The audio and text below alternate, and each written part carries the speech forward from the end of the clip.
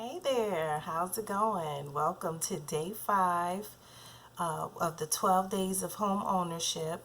Today we are going to discuss submitting an offer in your purchase contracts.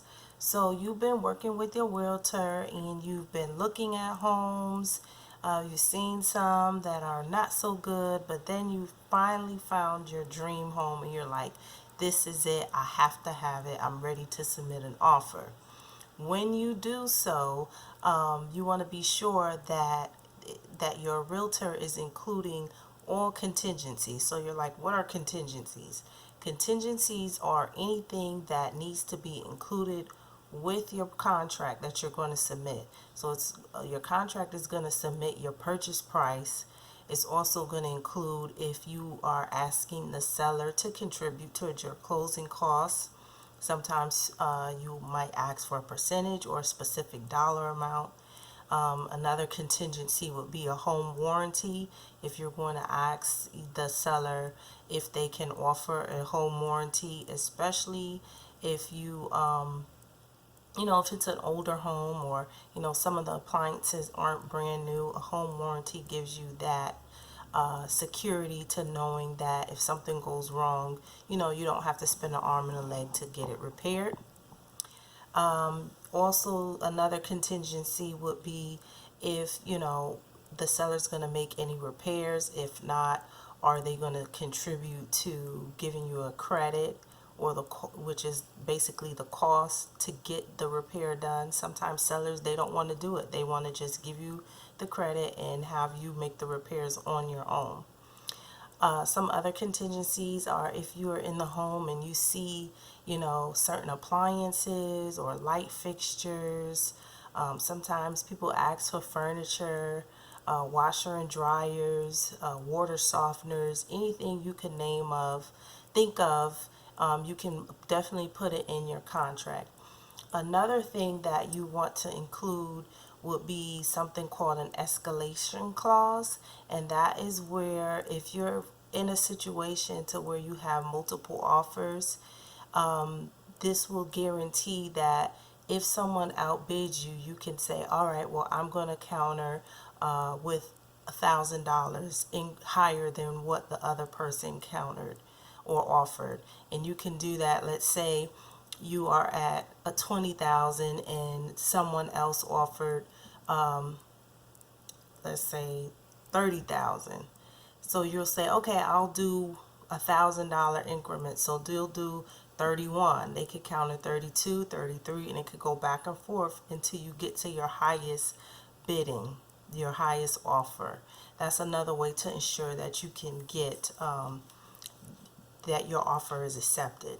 Also, you want to include an appraisal contingency. So if the home goes under contract and it comes back and it says, oh, the home didn't appraise, the seller and you cannot agree on a price, then that will guarantee that you can get your deposit back that you put down once you submit your offer. Usually an appraisal is done a couple of days after the offer is accepted. It's usually done after the inspection. So usually your deposit is automatically refundable if you cancel during the inspection period. But if your appraisal is done after inspection period and you guys cannot agree on a price, that appraisal contingency can definitely ensure that you get your deposit back.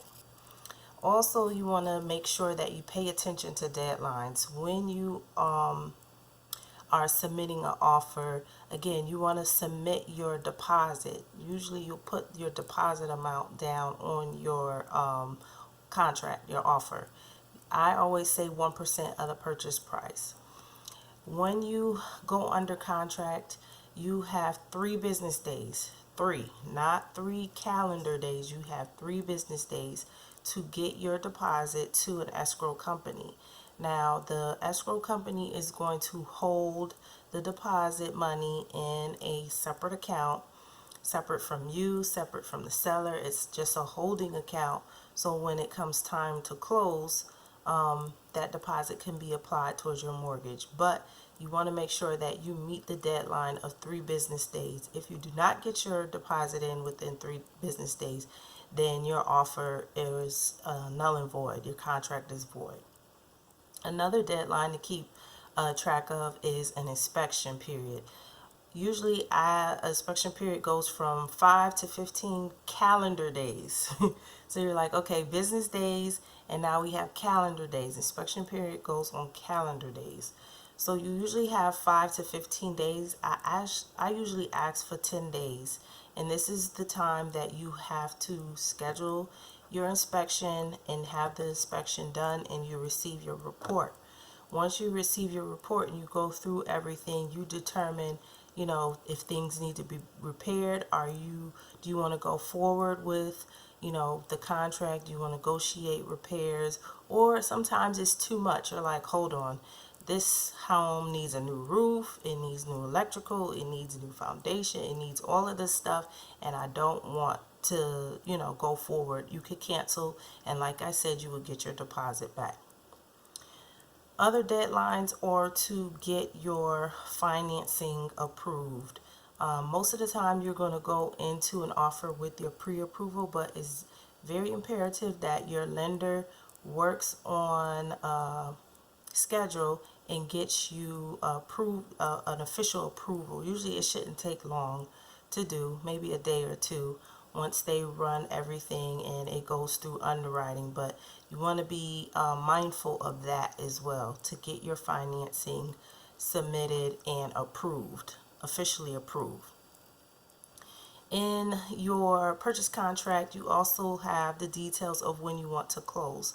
Now, if you are doing a cash deal, then of course you can close very quickly. Some people say in a week. It really just depends on how soon your title company can get all the paperwork together to make sure that the closing can happen. And I would say usually it could take a week. Paying with cash is one of the quickest ways to close. Another way is, of course, if you're going to do financing. Now, if you're doing financing, it usually takes an average of 30 days, sometimes less. I've done financing deals where it closed in like 25, 20 days. It really just depends on the lender and how efficient they are in processing your paperwork through underwriting and also getting the appraisal done.